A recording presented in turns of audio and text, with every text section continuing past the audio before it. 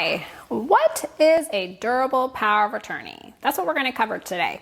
My name is Amy Pittman, and I'm an attorney here at Pittman Law Office. And a durable power of attorney is probably one of the most important pieces to an estate plan. It is allowing us to name an agent, or what we call an attorney of fact, to basically stand in our shoes if we're incapacitated. So if I'm unable to act, whatever is personal to me, my durable power of attorney document is going to identify the powers that my agent can utilize to act on my behalf. Now, in Florida, the durable power of attorneys are effective as soon as you sign them. Now, that doesn't necessarily mean they're going to start acting. My agent is going to have that document in hand to be able to act for me. And I am not recommending that my clients give that durable power of attorney, that document, to the person they name, especially if they're naming a kid. And we may not like that kid 5 years from now. Or if a sibling that we may not get along with 5 years from now. So we're always telling clients, if you have a durable power of attorney and you're naming someone other than your spouse, maintain control, maintain possession of it, keep it in your house, somewhere where you keep the rest of your estate planning documents. If you're one of our clients, it's in your folder or your binder. And just make sure the person that you named knows that they were named. We do not want to be surprising the person who's going to be in charge of this position.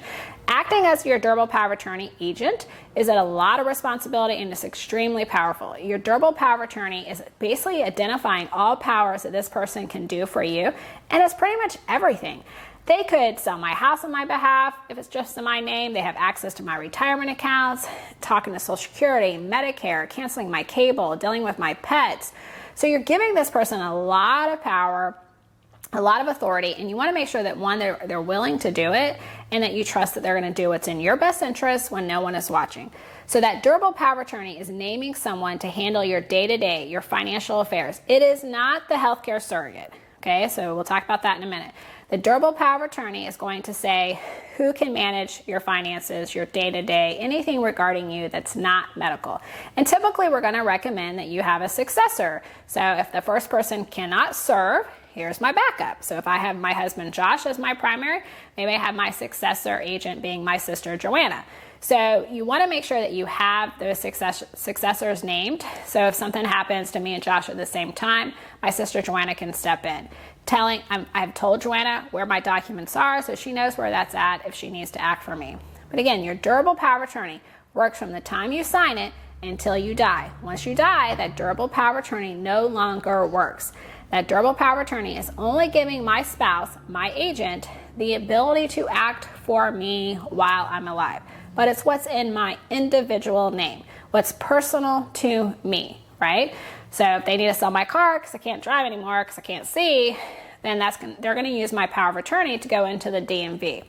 Now, I may have this durable power of attorney and the DMV may never ask what's wrong with me. If my sister has the document in hand, she's named, she has my title to my car, she could probably get away with acting without the DMV asking for proof that I'm incapacitated.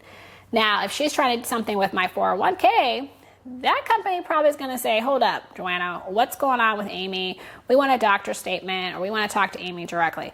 So it really is going to be up to the companies that your agent goes to on your behalf on what that company is going to require of them to be able to step in and act for you. So yes, I know it's extremely powerful. It's effective immediately. Usually we don't need anybody to act for us for a long time, so you do want to revisit who you've named in those positions.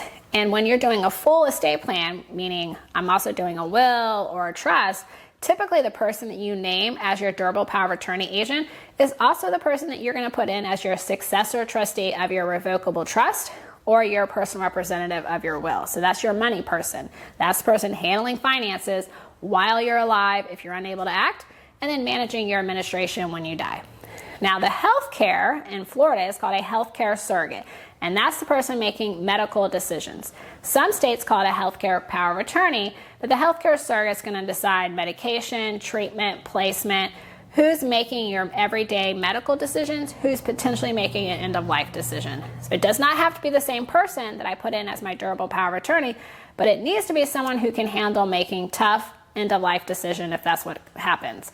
So always consider personalities when you're naming someone as your power of attorney agent, and also who's being named as healthcare surrogate. And I really do recommend that you let the people know that you've named, especially if there's potential conflict. So if I name this child as my healthcare surrogate because I feel like they're more in line with my personal beliefs, but I don't name the kid that's also in the medical field, they may be shocked and upset or hurt that you didn't name them. So having these conversations with the people that you've named ahead of time is extremely important and helpful. But also if you're in a blended family and you're naming your spouse as a healthcare surrogate, your kids may not like that. Not that they have the right to change anything, but they obviously are going to have an opinion about it. So you want to make sure they know ahead of time. That way it's going to make it a little easier for your spouse, because we don't want to put that new spouse in a position of conflict with your children.